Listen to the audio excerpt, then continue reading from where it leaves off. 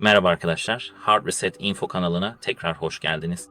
Bugünkü videoda Infinix Hot 60 cihazınızda YouTube'daki video bozulmalarını ve titremelerini nasıl düzelteceğinizi anlatacağım.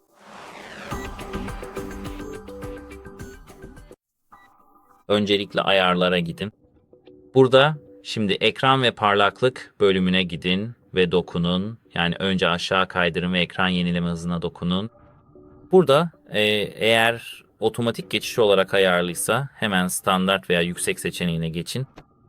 Bu devre dışı bırakacak. Yani devre dışı bırakacak. Bu sadece titremeleri, video bozulmalarını ve parlamaları ortadan kaldıracak ve yüksek ya da standart modda video oynatma kalitesini sabitleyecektir.